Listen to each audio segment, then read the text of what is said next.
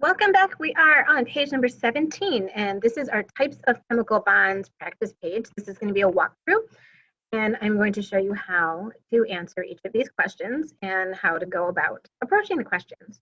So we need to classify the reactions as either ionic, which means you have a metal and a nonmetal, right? Because it means it has ions that are positive and negatively charged. Metals, again, are to the left side of our zigzaggedy line, right? I'll just do zigzaggedy line on the periodic table, and nonmetals are over to the right. And we have a covalent when we have a nonmetal, right, which is on the right side of the table, and another nonmetal on the right side of the table. And don't forget that hydrogen is also a nonmetal. It's just over on the left-hand side of the table because it matches the one valence electron trend. And we can have both if we have a polyatomic ion, and remember that comes from table E of your reference tables. All right, so that means you have 3 or more elements and you have a metal or something from table E. All right, so let's get started. All right, so you should have a set of reference tables out. You don't need a calculator, but you should have your periodic table open because you're going to need to be able to look and see the location of each element in each of these compounds. So calcium is all the way in group number 2, all the way to the left, it's a metal. Chlorine's in group number 17, it's all the way to the right, it's a non-metal. So when you have a metal and a non-metal, you have an ionic bond. So it's an ionic bond. And again, remember, an ionic bond is a transfer of electrons, right? Calcium transfers the electrons to chlorine. Now I'm just going to work down these 4 and across these 4, then I'll scroll and we'll do the rest. All right, so here I have carbon. Carbon is to the right of the staircase, right? It is a non-metal. Oxygen to the right of the staircase, non-metal. 2 nonmetals together, we have ourselves a covalent bond. And if we're talking about types of covalent bonds, right, there's 2 types of covalent bonds.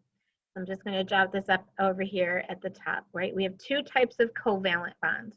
We have a polar covalent bond, and we have a nonpolar covalent bond. A polar covalent bond is when you have something different, right? We have 2 different nonmetals. And then nonpolar means not different, which means 2 of the same nonmetals. So this is a covalent bond between carbon and oxygen. They're different nonmetals. So then we'll say this is a polar covalent bond. So now here I have hydrogen. Hydrogen is a nonmetal. Oxygen is a nonmetal. They're different nonmetals. So this is a polar covalent bond. So now I have 1, 2, 3 different elements, and barium is a metal because it's on the left side of the staircase. And then this is from table E, the sulfate on table E. So this means I have both ionic and covalent. So we have ionic between the barium and the sulfate, right? The ionic between the charges. And then here is where you have the covalent bond because sulfur and oxygen are both nonmetals. So both ionic and covalent. Magnesium is a metal on the left-hand side of the table. Oxygen is a nonmetal. So here I have an ionic bond. I'm just going to do I for ionic. So here I have 3 different elements. And so that means I have something from table E. So we have both ionic and covalent. Right, I have covalent between the nitrogen and the hydrogen, and I'll just do a C.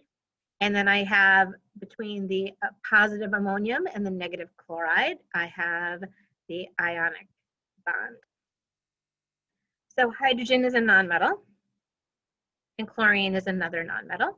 So I have 2 nonmetals, so that's going to be a covalent bond, and 2 different nonmetals, polar covalent bond. Now I have potassium. Potassium is a metal. Iodine is a nonmetal. So potassium iodide is an ionic bond. All right, so we'll go on here.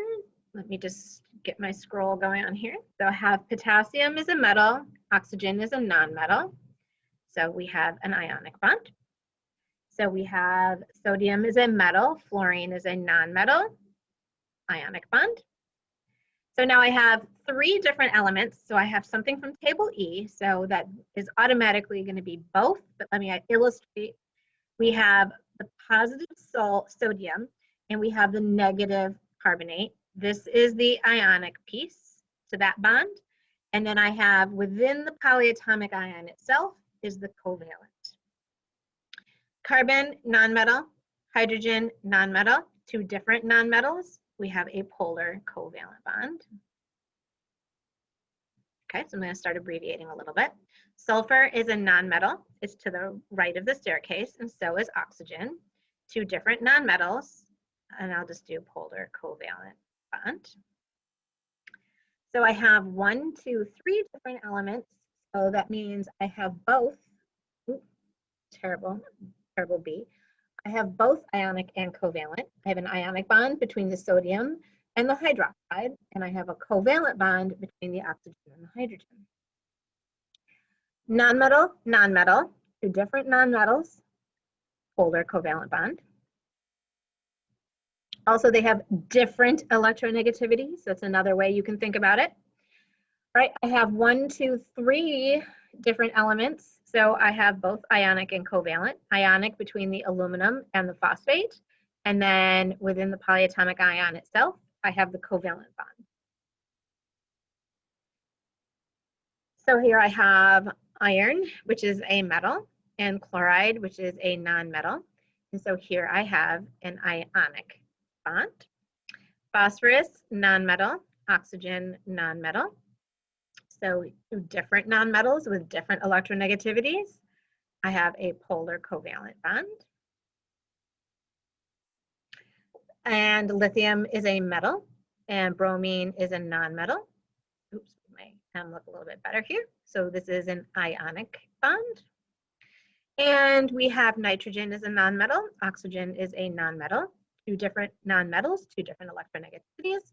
We have a polar covalent bond. All right, so that wraps up how you identify types of bonds, ionic, covalent, or both ionic and covalent.